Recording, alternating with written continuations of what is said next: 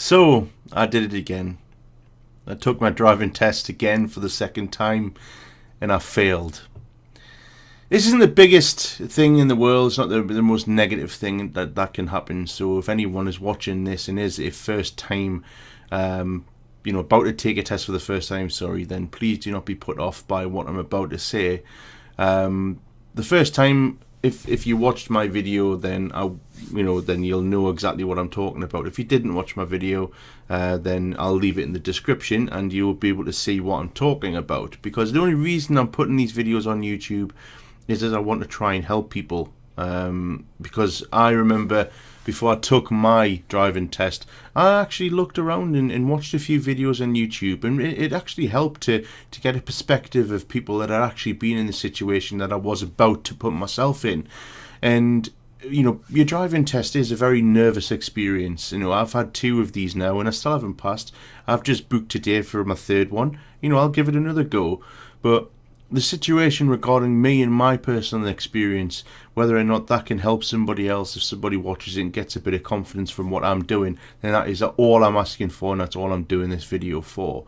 So as I say, if you've not watched my first video, I will leave the link down below in the description. Please have a read of it, a watch of it, and watch that one first if you can. So I think that the best place to start off is to give a little bit of a background in terms of what's happened since my last test.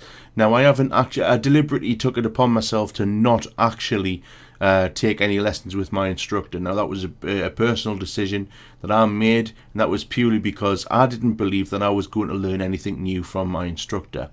Now, obviously, I'm on the insurance of my partner's car. We go driving, we do a lot of driving, and over the past month or so since I failed that first test, I've done the majority of the driving purely just to get practice. We've done a lot of practices in terms of going round, roundabouts and going around junctions where I failed in the first exam. So what we're trying to do now is we're trying to drill into this brain what you're supposed to do when you get to a roundabout and what you're supposed to do when you get to that junction.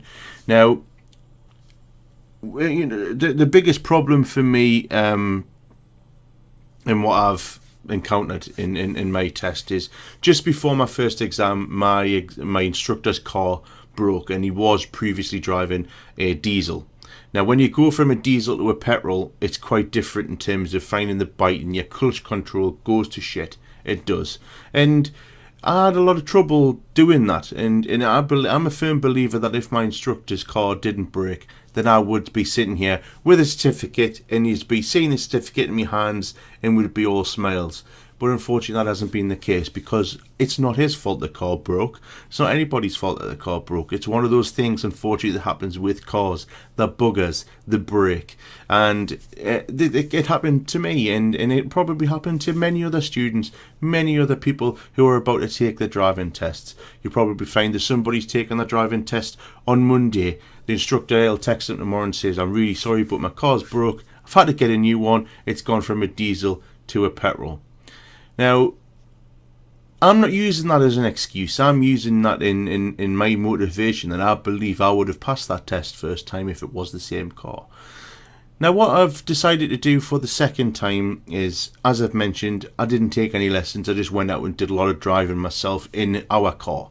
So when it gets to the actual exam, obviously I'm paying the instructor the £40 that it is to hire his car for the 2 hours, as well as paying the £62 to go and book the driving test myself. So it's £102, and I failed again.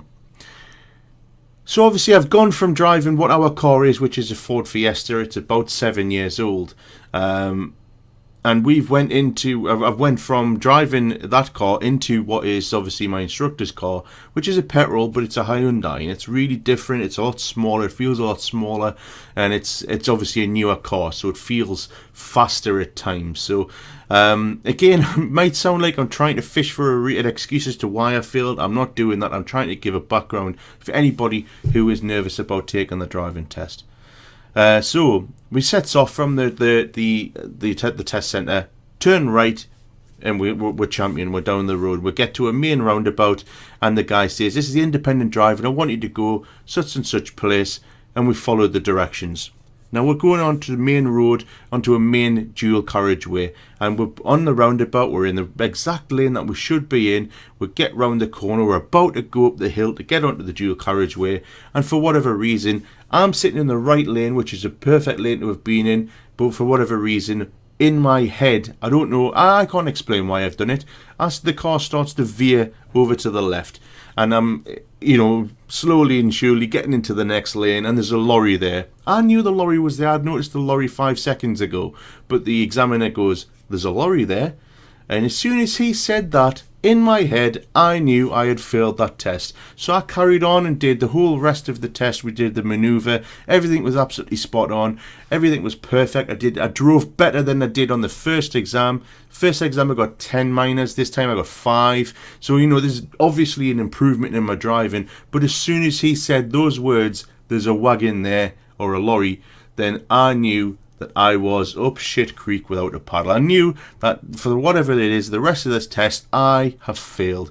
Now, the worst thing you could possibly do at that stage is, this is where I'm giving a bit of advice, is to switch off and think, well, that's it, I've knackered myself, because you haven't. You've still got a chance, because if that wasn't such a severe mistake, obviously mine was severe, but if you think in your exam that at any point that you've actually failed, then please just carry on, because there's a possibility that that examiner will turn around and think, well, he's actually corrected himself there. He's actually made it better. So don't think what I've just said there. Obviously, I knew mine was a severe error because he had to nearly grab hold of the steering wheel. Now, as soon as that happens, if they have to touch the brakes on the dual control, then that's it. Game over.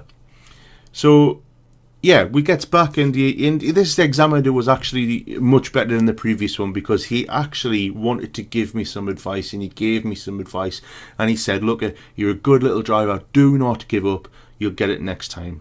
So as I say, I've went on and I've booked my test. Well, it's when I first went on, it said there was no tests available until February. Now, I will not be waiting until February. I was not going to wait until February. I logged on every single day since Tuesday, and thankfully today, Friday, I have managed to get a test for the 1st of November. So fingers crossed it'll be third time lucky for me. As I say, the only reason that I am doing this video is to try and help you guys out there, anybody that watches this, anybody who is just doing a random search like I was on YouTube, just to get some sort of idea of what it's going to be like on the day. But yeah, that's what happened with my second driving test. It's my second vlog video, so to say. So if you want to leave your experiences, if you want to tell me how your experiences are, then leave a comment down below. If you want me to answer any questions, then please just leave your comments down below, or you can message me. My Twitter is in the description. Just if you wanted to obviously follow me on Twitter and send me a message or whatever, if you want some advice just based on my experience, I'm more than happy to give it.